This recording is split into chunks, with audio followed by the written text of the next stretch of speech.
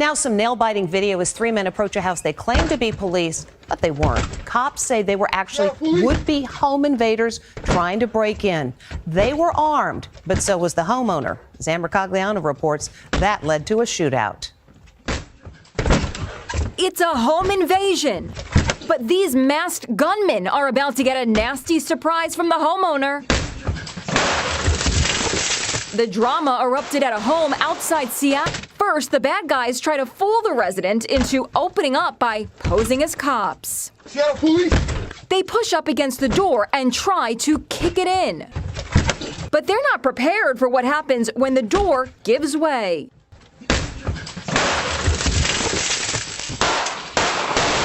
Tonight, heartbreaking testimony from a mother about her daughter's death. Detroit police officer Joseph Weekly is on trial for involuntary manslaughter, accused of killing 7-year-old Ayanna S. Stanley Jones when police stormed the home in search of a murder suspect. 7 Action News reporter Kimberly Craig is live with more on the emotional first day of that trial. Kim? And Jeff and Joanne, it certainly was for the mother, at least this morning when she was on the stand. She was so emotional they actually needed to give her a break. But this afternoon when she returned to the stand, she seemed annoyed, even with prosecutors. What awoke you that morning? Martilla's screaming. First on the stand for the prosecution was the mother of 7-year-old Ayanna Jones, who was sleeping around 1 o'clock in the morning on a Sunday when Detroit Police Special Response Team raided the home on Lillibridge. First came the stun grenade to take everyone in the house off guard. Seconds later, a single gunshot from Officer Joseph Weekly's MP5 submachine gun. Ayanna's grandmother was heard screaming. They said they killed Ayanna. I can't do this. Teenage boy pleaded for mercy today in the courtroom, but Charles Jones failed to sway the judge. 7 Action News reporter Smitha Kaloki has the details now of his punishment. An emotional Charles Jones choked up, telling his family he loved them just minutes before getting sentenced. I love y'all.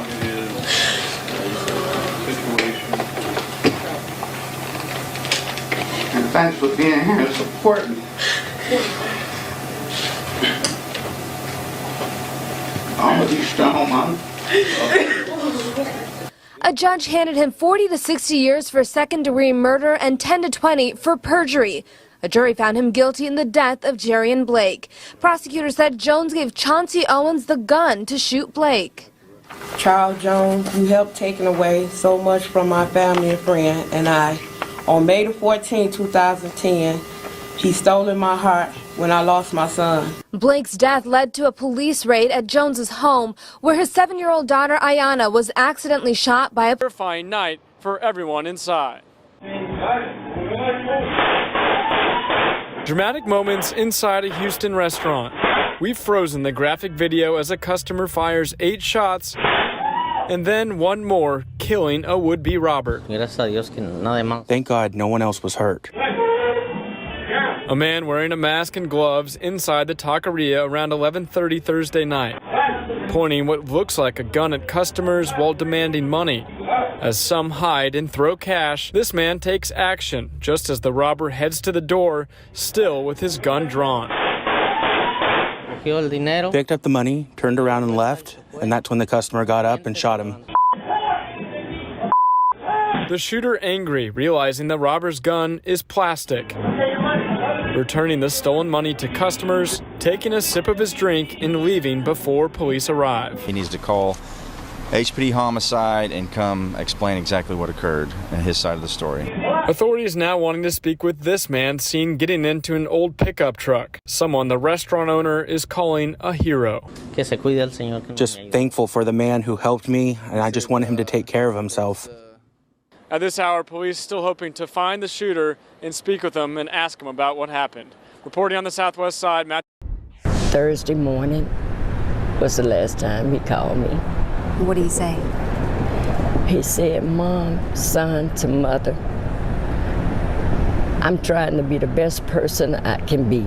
In an ominous phone call Thursday morning, hours before the robbery at El Ranchito that would end his life, 30-year-old Eric Eugene Washington promised his mother, Corrine Goodman, he would do better. What he did, I don't condone. I don't.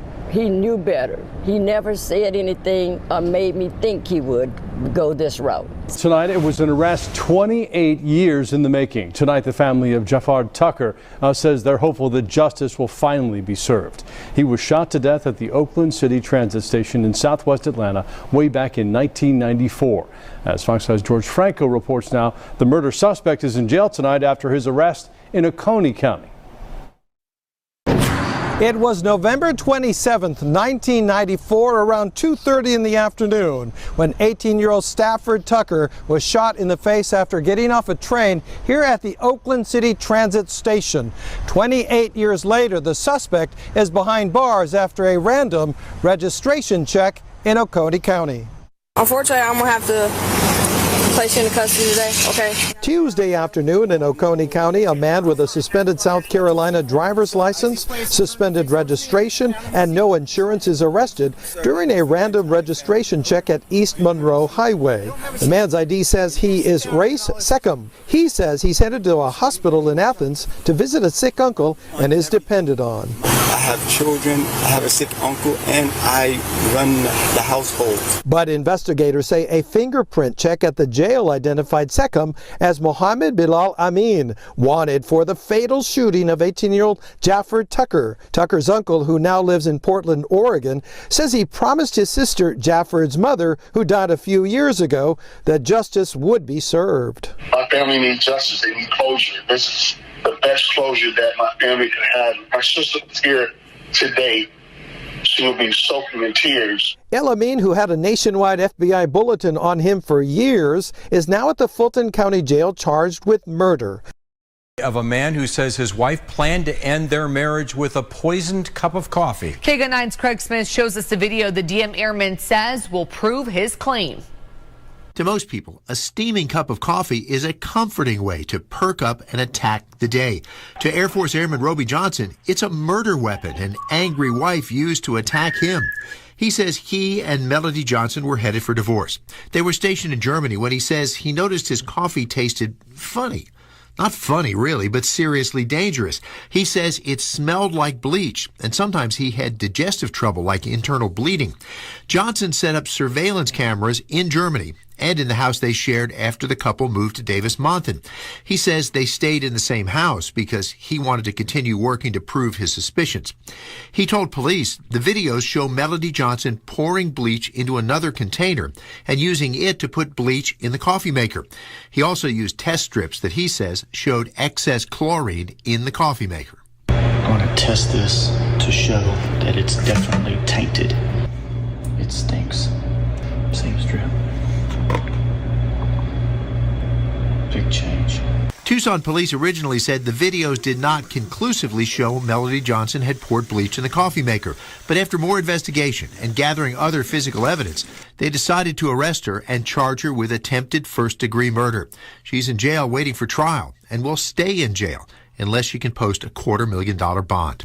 Craig Smith, KGUN 9. There needed to be a commitment and there needed to be a trade of some sort of monetary value that would conclude with Mr. Sosa being killed. And then Lulu, out of all things, she said, well, I don't have all the money right now, but when he dies, I can give you the money. He had the life insurance. He already knew how much I was worth after I died. Out of all things, he gave him watches and wedding bands and bracelets, my own jewelry as a down payment for my own murder. It's crazy.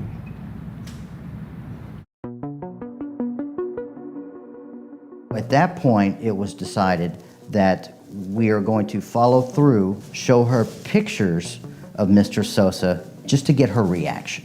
I think it's important when the jury hear the elements of the crime, they also get to know a little bit about the person as well. They said, look, she's a beautiful lady, mother of two. You guys own a business here locally and a lot of people know you. We just don't want to take a chance if we go to a jury trial for one of the jurors to feel sorry for her. So we need to make this case a slam dunk case. They pulled out actual dead pictures of dead people. They picked that one with the bullet on the side of his head. And they said, this is the one we're going to do on you.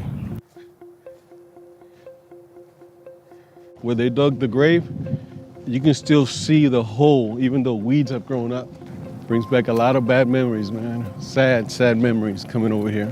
They brought me over here in a SUV that was blacked out. They had me in makeup, put my hands behind my back, even threw dirt on me.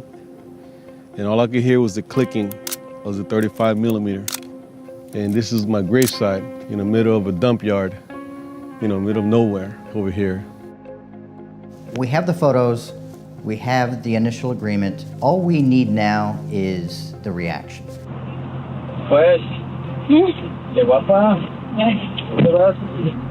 She paid him the rest of the money. And I get upset about how Lulu reacted when the officer showed her the picture of me dead. She started laughing and raising her hands, and I tell people, like, she hit the lotto. This is her big shot.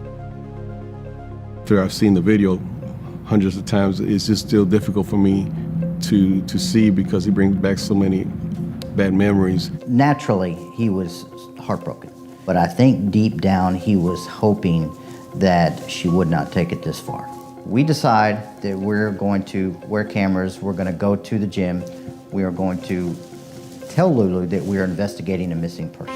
When's the last time you saw Mr. Sosa? We saw him on Wednesday 15th, the last day. At this point, Lulu acts as if she has no idea what is going on. So he hasn't contacted you in the last 24 hours? No. We have the last piece that we needed was her denying knowledge of any of this. So when we explained to her that she is under arrest, she is completely dumbfounded. Okay, Miss Sosa, stand up, please. You're under arrest. Okay, you're under arrest. Why? Okay, ma'am, it's okay. Stay back. We have a warrant. Lulu elected not to go to trial. She elected to take a 20-year plea deal in the Texas Department of Criminal Justice. Because there was so much evidence against her that if she would have gone to trial, she probably would have gotten life in the state of Texas. I remember at the hearing when she was sentenced, it was a packed courthouse, a lot of media were there, and I forgave her. It was just a release of all the pressure, and I walked away. And she never looked at me once. The reason I'm sitting here talking to you is because of the decision that Mundo took. And I will forever be in debt to Mundo for saving my life.